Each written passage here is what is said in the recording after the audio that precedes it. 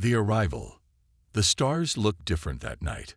Not to most people going about their evening routines. They still appeared as the same distant pinpricks of light they always had. But to Commander Ilara Chen, who had spent her career studying the heavens, something was wrong.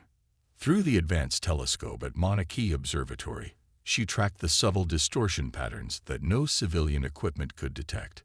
Something massive was moving through our solar system, bending light around it. "Run the calculations again," she ordered her team, her voice steady despite the tension knotting her shoulders. The young physicist beside her, Dr. Sanjay Patel, worked furiously at his terminal. "Same result, Commander. 7 objects, each approximately 3 kilometers in length, decelerating as they approach Earth orbit. Estimated arrival, 18 hours. Ilara stared at the data scrolling across her screen. After 20 years with the United Earth Defense Initiative, an organization most of humanity didn't even know existed, she had prepared for this moment her entire career. First contact. But not the hopeful, diplomatic kind portrayed in optimistic science fiction. The UEDI had been established because the world's governments collectively understood one thing. In the vastness of space, predators likely outnumbered friends. "Alert all listening posts. Initiate Protocol Sentinel," she said, authorizing the global alert that would quietly mobilize Earth's hidden defenses without causing public panic. "And get me Dr. Marcus Okafor at Site Epsilon. Now." 12 hours later, Ilara stood in the underground command center of UEDI headquarters beneath the Swiss Alps.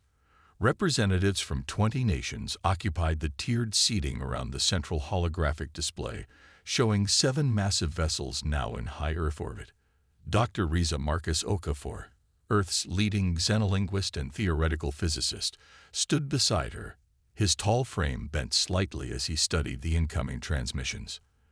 "They're calling themselves the Voidborn," Marcus said, his Nigerian accent becoming more pronounced as it always did when he was focused. "From what I can translate, they've conquered 17 systems before reaching us." The UN Secretary-General stepped forward. "What do they want?" Marcus straightened, his expression grave. "The usual. Our resources, our planet. They're giving us 12 hours to surrender before they begin what they call the cleansing." Murmurs rippled through the room. Ilara studied the ships on the display. They had positioned themselves strategically above major population centers: Beijing, New York, Lagos, London, Sydney, Moscow, and Rio de Janeiro. "Our defensive capabilities," General Hayes of the U.S. Joint Chiefs asked. Ilara shook her head. "Conventional weapons would be like throwing stones at a battleship. Our orbital platforms might damage their smaller vessels, but those 7 motherships—" She left the sentence unfinished. "Then we're defenseless," the French president said, her voice hollow. "Perhaps not entirely," Marcus interjected, pulling up another display. "We've been detecting unusual energy readings from key locations around the planet. They began the moment the Voidborn entered our solar system." The display showed a global map with glowing points at specific locations: Stonehenge, the Great Pyramid, Angkor Wat, Easter Island, and dozens of other ancient sites. "Background radiation?" someone asked. "No," Marcus replied. "These energy signatures have quantum properties we've never observed before. It's almost as if—" He hesitated. "As if what?" Ilara prompted. "As if the planet itself is responding to the threat." The room fell silent, absorbing this impossible suggestion. "That's mystical nonsense," General Hayes scoffed. "We need practical solutions." Before anyone could respond, a lieutenant rushed to Ilara's side. "Commander, the Voidborn fleet is launching smaller craft. Hundreds of them." On the main display, they watched as swarms of dirt-shaped vessels deployed from the motherships, descending toward Earth's atmosphere. "They're not waiting for their deadline," Ilara observed grimly. "All defense platforms, engage at will. Activate ground-based countermeasures." Earth's hidden defenses sprang to life. Satellite-based laser systems, electromagnetic pulse cannons, and hypersonic interceptors. But the alien vessels moved with impossible speed, evading most attacks. Those that were hit seemed to absorb the energy, barely slowing. First wave approaching Beijing, an operator announced. The command center watched in horror as the alien craft entered Earth's atmosphere, their hulls glowing red with the heat of entry. But then something unexpected happened. As the first wave of attackers passed over Mongolia, 3 of them suddenly wavered, their forms distorting like images in disturbed water. Then they vanished completely. What just happened? The Secretary General demanded. No one answered because no one knew. But it wasn't an isolated incident. As the alien vessels approached their targets worldwide, more began to disappear, first a few, then dozens. Near Easter Island, an entire squadron of 50 craft blinked out of existence. The Voidborn commanders apparently noticed too. The remaining attack craft pulled back, retreating to their motherships. They're regrouping, Ilara said. But what caused those ships to vanish? Marcus was hunched over his terminal, correlating data. The disappearances all occurred near or directly over the energy hotspots I identified. He looked up, eyes wide with realization. Whatever these ancient sites are doing, they're affecting Voidborn technology. Can we weaponize it? General Hayes asked immediately. We don't even understand it, Marcus replied. But I need to get to one of these sites. See it firsthand. Ilara nodded. Take a team to Stonehenge. It's showing the strongest readings, and we have a secure facility nearby. As Marcus prepared to depart, the main communications display activated. A figure appeared, humanoid but clearly alien, with gray-purple skin stretched tight over an elongated skull. 4 yellow eyes blinked independently of each other. Humans of Earth, the figure spoke, its voice translated by Marcus's algorithms. I am Supreme Commander Thaukanar of the Voidborn Dominion. Your planet has revealed unexpected defenses. This changes nothing. You cannot maintain such energy expenditure indefinitely. We will wait. We will adapt. We will conquer. This is the way of the universe. The transmission cut off. Ilara turned to the room of world leaders, many pale with shock. Whatever advantage we have, we need to understand it quickly, she said. The Voidborn won't be patient for long. 6 hours later, Ilara stood with Marcus amid the ancient stones of Stonehenge, now surrounded by advanced scientific equipment and guarded by Special Forces soldiers. The skies above remained clear. The Voidborn had pulled their ships back to a higher orbit, but satellites tracked their every move. The energy readings are off the charts, Marcus said, studying his handheld scanner. But the source isn't technological. It's coming from within the stones themselves, and more importantly, from the ground beneath us. That's impossible, Ilara replied. These are just rocks. Marcus shook his head. Not just rocks. Look at this. He showed her a microscopic view of a stone sample. The molecular structure is unlike anything we've cataloged. There are lattice patterns here that shouldn't exist naturally. Ilara processed this information. You're saying Stonehenge was built with alien technology. Not alien, Marcus corrected. At least, not in the way we think. I've compared readings from all the active sites worldwide. They're all the same fundamental energy signature, just at different frequencies. This isn't something placed on Earth by visitors. This is Earth. I don't understand. Marcus's eyes lit with excitement. What if Earth itself has a defense system? A planetary immune response to certain types of advanced technology? These ancient sites might be focal points, conduits designed to channel that energy. Designed by whom? Ilara asked, the implications staggering her. Perhaps by the first humans, with knowledge we've since forgotten, or by something that came before us, leaving Earth protected for reasons we don't yet understand. Their discussion was interrupted by an urgent call from headquarters. The Voidborn mothership above London was moving, descending into the atmosphere. They must have detected our activity here, Ilara realized. They're coming for Stonehenge. The massive ship appeared in the sky minutes later, a dark shadow blotting out the stars as it positioned itself directly above the ancient monument. The air crackled with static electricity, and the stones began to hum audibly. "It's responding to their presence," Marcus said, checking his instruments. "The energy levels are climbing exponentially." "Everyone back," Ilara ordered, evacuating the immediate area around the stones.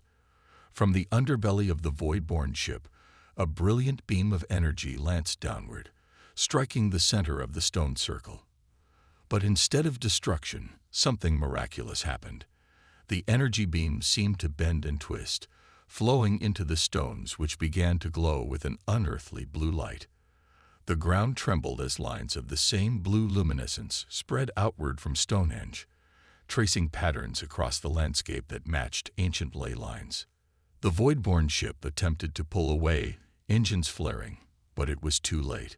A column of energy erupted from the stone circle, enveloping the massive vessel.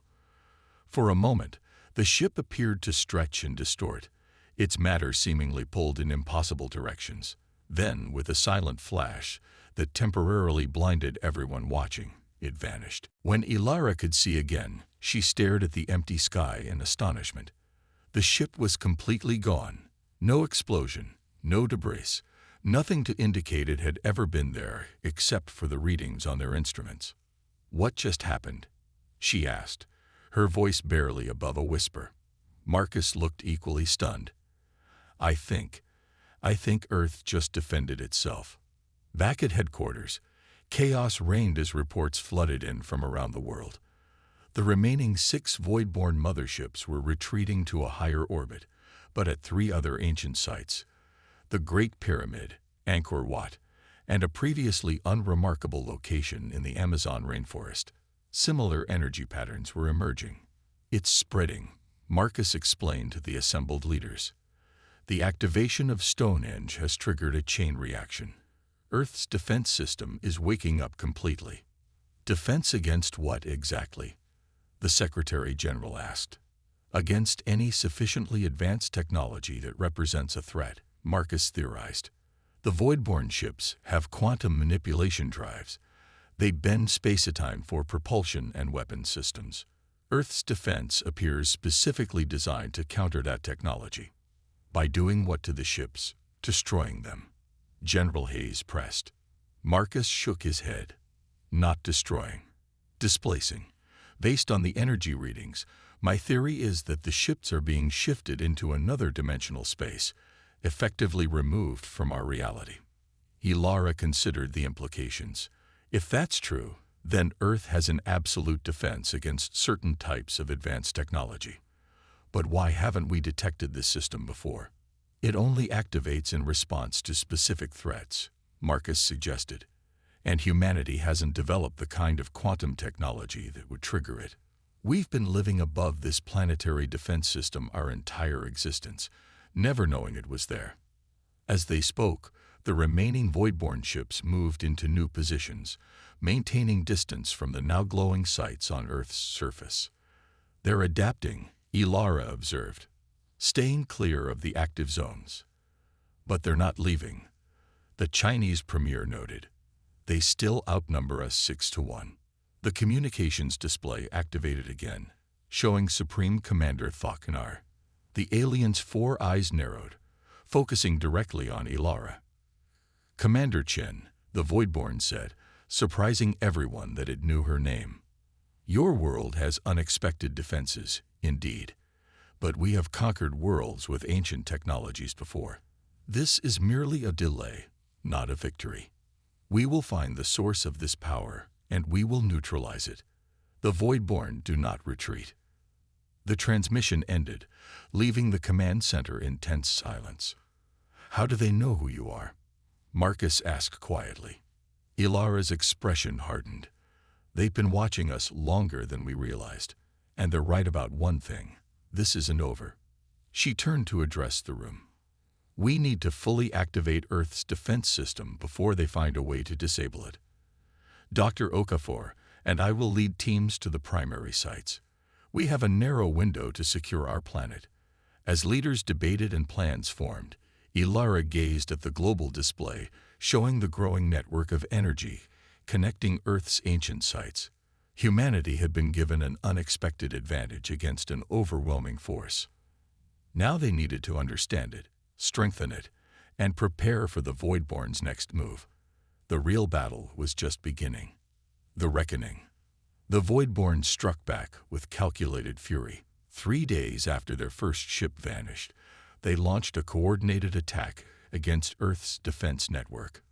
Thousands of smaller vessels descended in tight formations, targeting the ancient sites that had now begun glowing with blue energy. Their strategy was clear: overwhelm the defense system with numbers. They're avoiding the highest energy zones, Ilara observed from the mobile command center established inside the ancient temple complex at Angkor Wat, testing the boundaries. Around the world, UEDI teams had established perimeters around the major activation sites, but there were hundreds of smaller nodes in the growing network, too many to defend conventionally.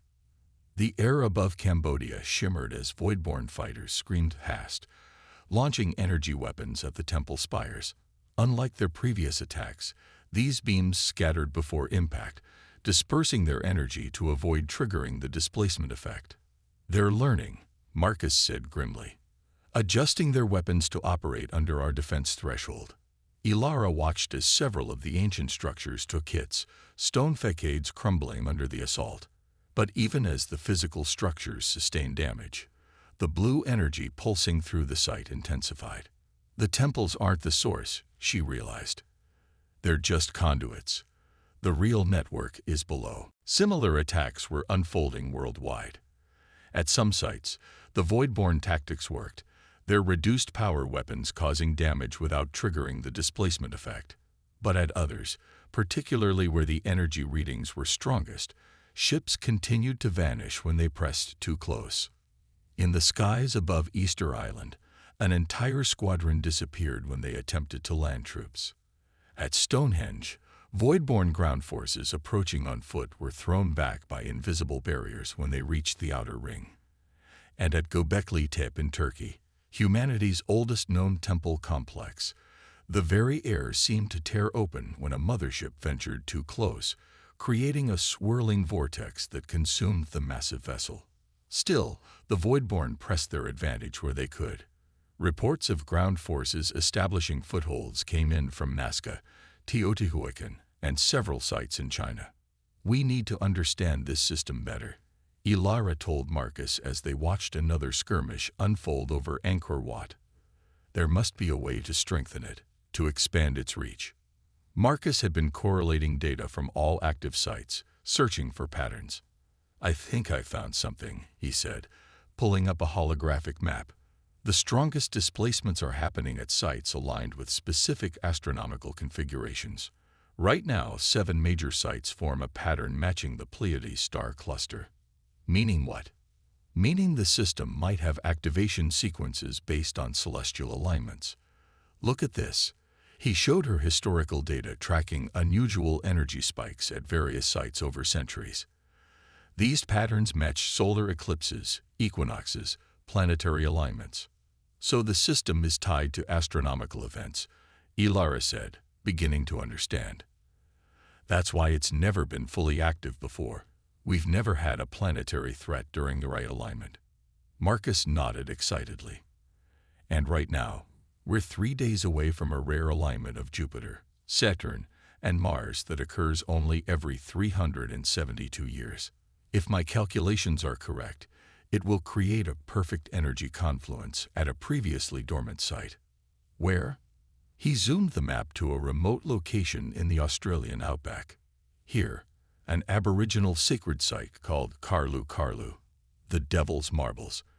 If we can be there during the alignment, we might be able to trigger a full system activation." Ilara made her decision immediately. "Get a team ready. We leave in 30 minutes." The journey to Australia was perilous. With Voidborn ships controlling much of Earth's upper atmosphere, conventional air travel was impossible.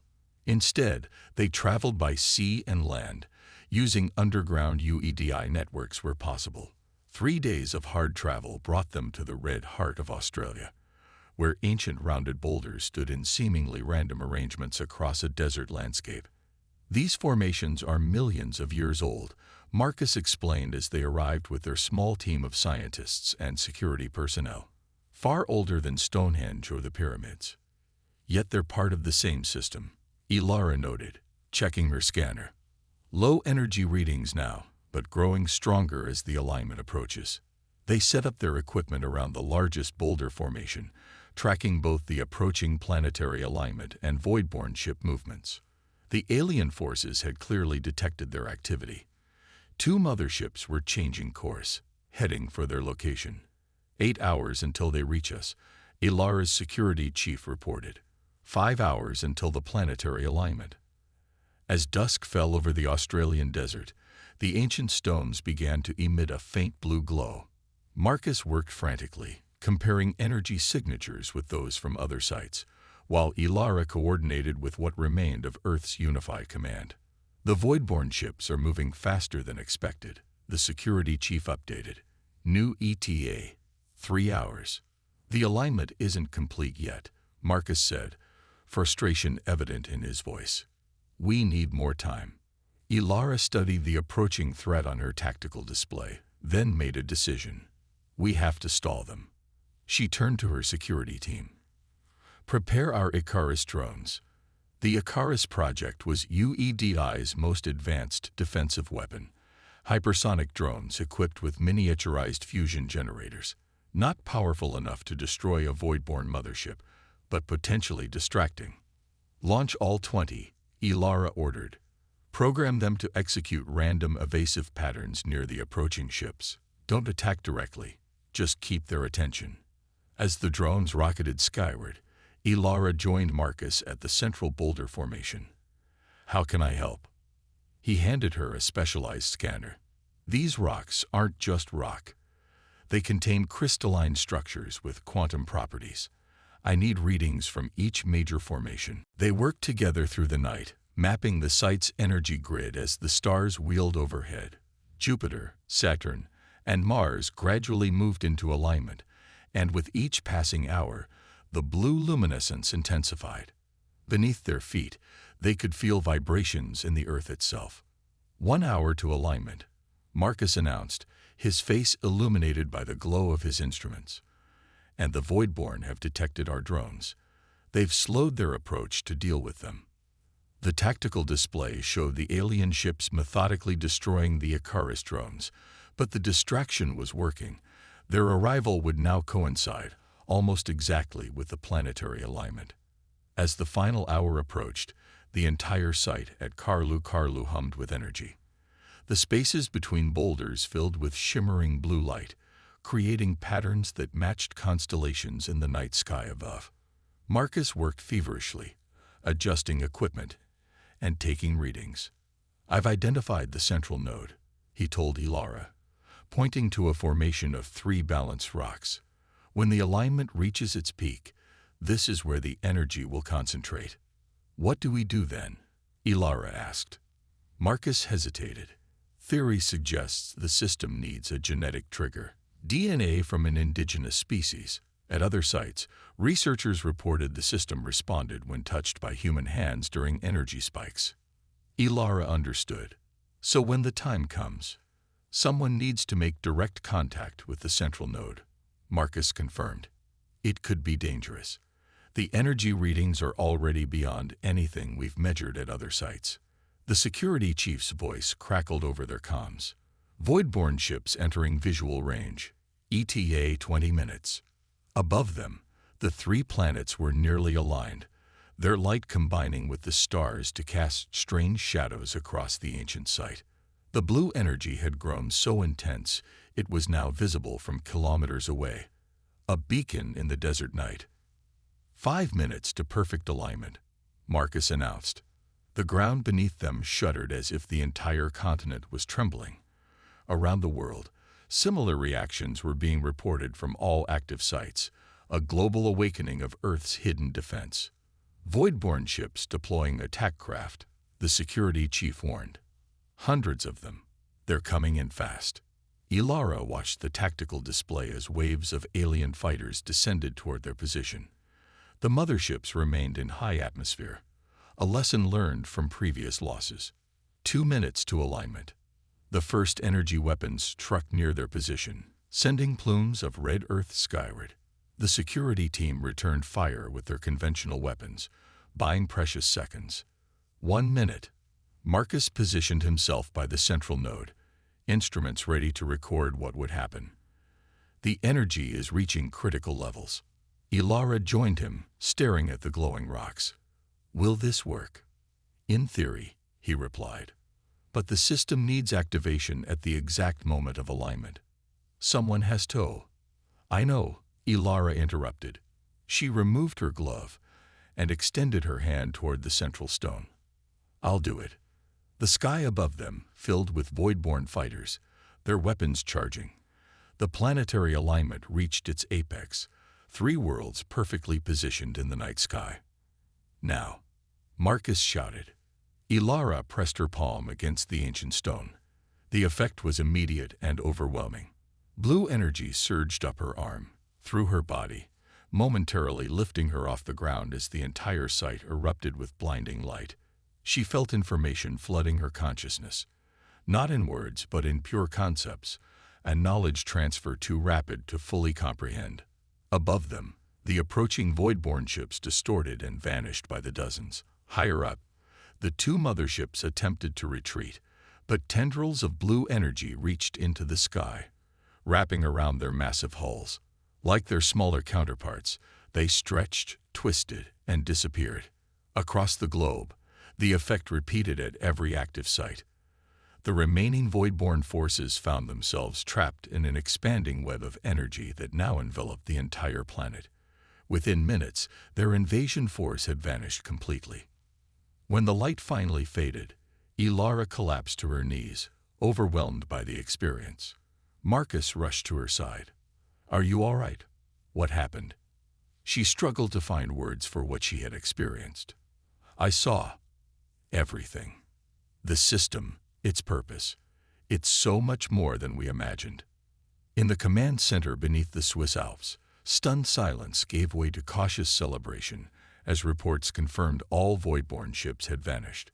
But the energy network connecting Earth's ancient sites remained active, pulsing with steady blue light. 3 days later, Ilara and Marcus presented their findings to an emergency session of the United Nations. The world's leaders listened in awe as they explained what they had discovered. News of Earth's successful defense spread across the galaxy at the speed of thought. In council chambers on distant worlds, representatives of the Galactic Concord, an alliance of living planets spanning 3 spiral arms, discussed the implications of Earth's awakening. They are young, observed a delegate from Layton's star, their consciousness still fragmented into billions of individual minds. Yet they unified when threatened, countered the ancient consciousness of Ta Siti. They recognized the greater truth when it revealed itself.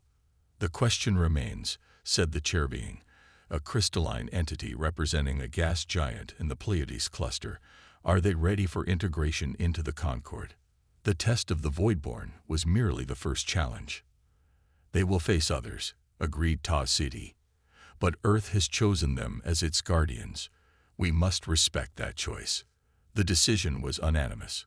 Earth would be welcomed, guided, and if necessary, protected as it took its first steps into a community of worlds where consciousness, not technology, determined a planet's true power.